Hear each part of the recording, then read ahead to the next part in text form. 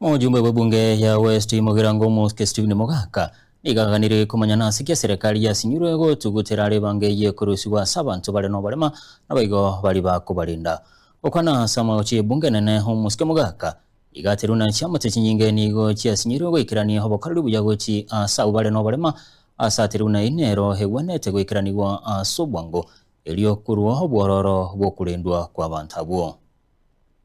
I seek to request for a statement regarding implementation of income tax exemptions for persons with severe disabilities as well as their parents or guardians. Honorable Speaker, pursuant to the provisions of Standing Order number 44-2C, I wish to request for a statement from the chairperson of the Departmental Committee on Finance and National Planning regarding implementation of income tax exemptions for persons with disabilities, and in particular, parents and guardians caring for persons certified with severe disabilities and incapable of catering for their basic needs. The Persons with Disabilities Act of 2025 provides for tax reliefs intended to cushion persons with disabilities and families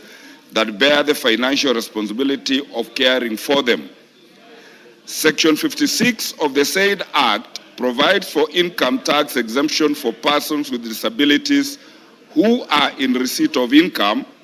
while, Mr. Speaker, Section 57 of the said Act empowers the Cabinet Secretary responsible for finance, upon application,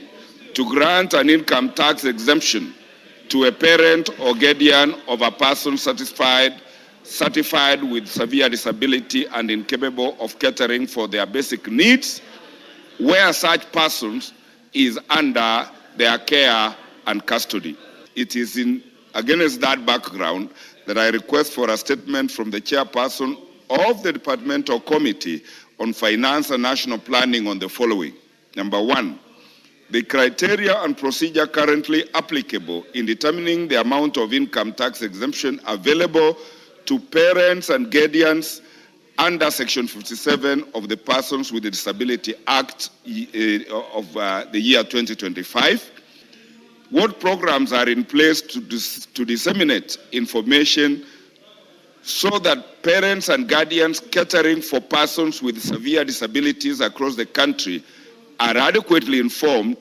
of and are able to access these tax reliefs? And finally, Mr. Speaker, the measures in place to address administrative and technological challenges that may hinder eligible persons, parents, and guardians of persons with severe disabilities from applying for and accessing